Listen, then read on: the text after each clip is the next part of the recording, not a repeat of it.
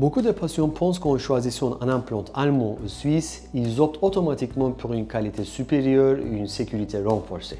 Pourtant, la réalité du marché de l'implantologie dans le tourisme dentaire en Turquie révèle une situation bien plus complexe, souvent méconnue et parfois volontairement cachée.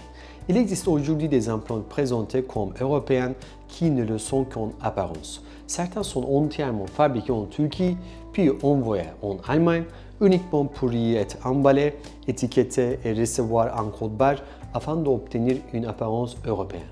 Une fois reconditionnés, ils peuvent être vendus comme des implants germaniques ou suisses alors que le processus de production n'a jamais quitté la Turquie.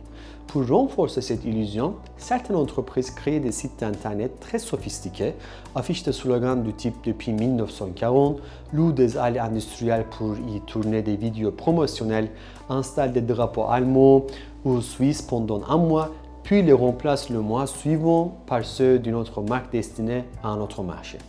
Ces stratégies marketing qui peuvent sembler invraisemblables existent pourtant bel et bien et visent à tromper la vigilance du patient. Pour distinguer les implants réellement européens de produits purement marketing, il existe un indicateur simple, le prix. Un implant authentiquement fabriqué en Allemagne ne peut pas être proposé à moins de 450 € et un implant réellement suisse ne peut jamais descendre en dessous de 100 € en coût réel. Lorsqu'une clinique propose un implant allemand à ce n'est pas une bonne affaire, c'est la preuve concrète que le produit n'est pas ce qu'il prétend être.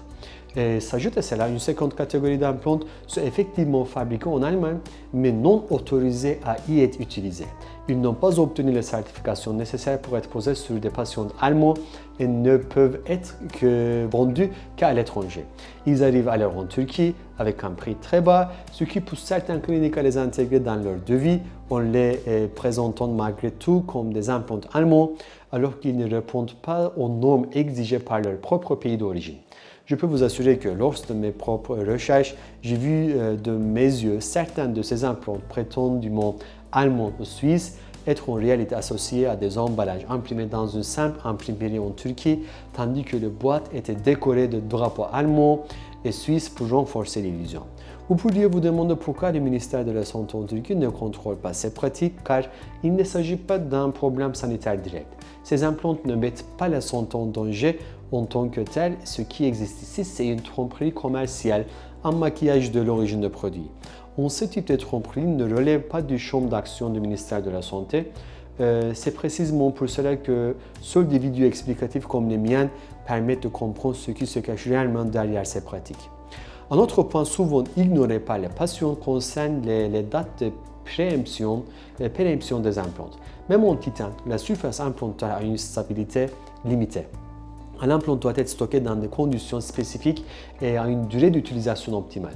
Dans les grandes chaînes de cliniques qui espèrent accueillir 30 à 40 nouveaux patients par jour, les stocks d'implants peuvent devenir trop importants. Lorsque les patients ne viennent pas dans les volumes attendus ou que les ventes chutent, ces implants commencent à approcher de leur date limite d'utilisation. Pour éviter des pertes financières, ils peuvent être revendus à d'autres cliniques ou réinjectés dans le marché via des circuits parallèles, parfois même exportés vers d'autres pays du Moyen-Orient. Un implant périmé ou proche de la date de limite présente un risque réel, notamment en termes de stabilité de surface, de stérilité et de taux de hausse d'intégration. C'est pourquoi il est indispensable pour chaque patient de vérifier directement sur la boîte l'année d'expiration avant le pose au moment même où l'implant est ouvert. Pour ma part, dans ma propre pratique, chaque implant est commandé individuellement pour chaque patient. Les boîtes arrivent directement du fabricant avec une durée de validité de 5 ans ou plus, ce qui garantit à la fois la traçabilité et la fraîcheur du produit. Les cliniques qui travaillent avec des stocks massifs ne peuvent pas offrir cette sécurité car leur modèle est basé sur un volume constant de patients qu'il est impossible de maintenir en permanence. C'est précisément ce qui explique les écarts de prix entre les cliniques sérieuses et les structures purement commerciales. En conclusion, le vrai sujet n'est pas le drapeau affiché sur la boîte ni l'histoire inventée d'une marque. Le vrai sujet est la traçabilité. Savoir réellement où l'implant a été fabriqué, quel certificat il possède, s'il est autorisé dans son pays d'origine, comment il a été stocké et quelle est sa date de validité. Les implants européens existent bel et bien en Turquie et certains centres les utilisent avec une transparence totale.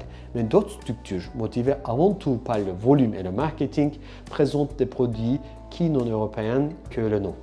Et c'est précisément pour cette raison qu'un patient doit toujours poser la même question, non pas est-ce que c'est allemand ou suisse, mais montre-moi la traçabilité réelle. Merci cordialement.